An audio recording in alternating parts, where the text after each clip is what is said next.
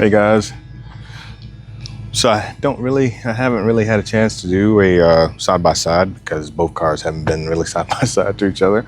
And I know some of you have made that request since I got my M850 back. The most popular video on my site is actually with a loaner car from the dealership and not my own baby. So here it is. I've got both the 650, which is on this side, and the 850 on that side. And so what I'll do is kind of walk through some of those similarities between these two baby dolls, and we can kind of talk through it. Yeah, of course, you got the 2014 650i, same thing, B63 in it, nice strong V8.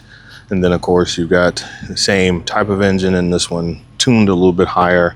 I think this one maxes out at 400 and something horsepower. This one's at 500 and something horsepower base, if you will.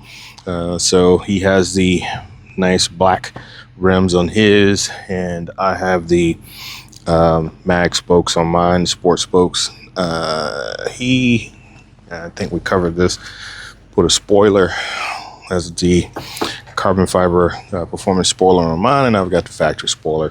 I've been looking at getting a little duckbill spoiler to put on there, but that's it.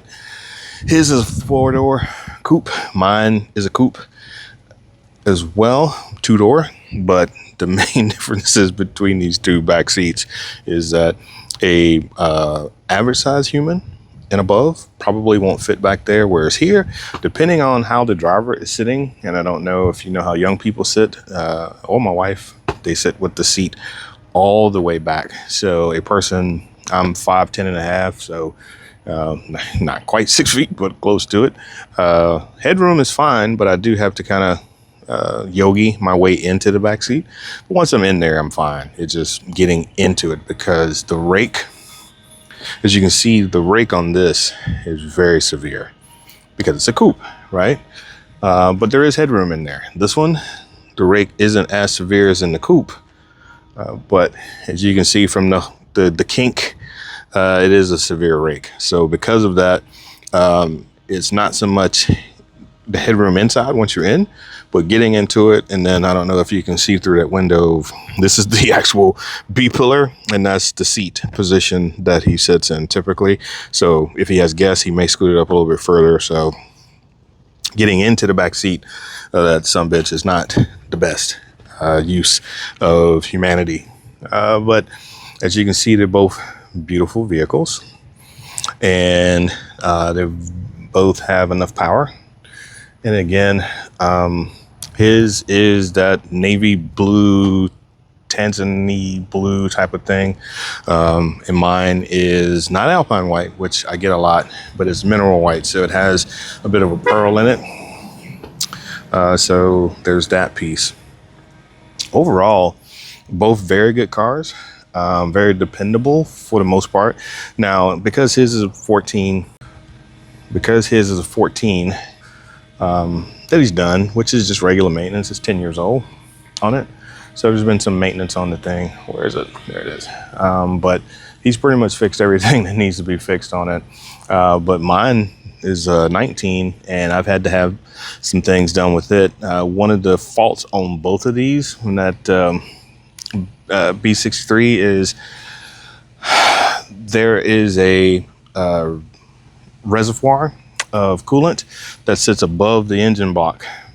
Kind of hard to explain, but it has basically you have two coolant bays, if you will, or and one of them will leak, the one above the engine, and it leaks into the injectors. So we both have had our entire, I think he just got like one bank of injectors, that ones that were leaked on, and in the new one I've gotten all of mine. I just went ahead and replaced all the injectors. It was like $1,000 more or something like that.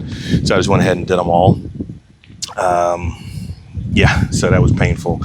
So that was a pretty decent service. Other than that, go over here and knock on the proverbial palm tree wood here. Other than that, I haven't had a lot of concern other than oil changes with that. And again, he's had a few things that he's gotten done, but as of late, you know, it's been a dependable ride for him. So again, nice little comparison. I know people always ask about it. I'll go ahead and end of what is here.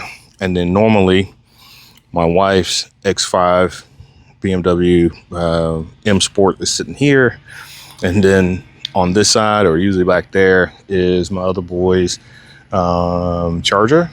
I think he has it's a 2016 Dodge Charger 392. So got a lot of horsepower sitting in the driveway, but yeah, we enjoy them. So quick video before I get out of here. I just wanted to make that quick comparison because people always ask the questions about comparing these two.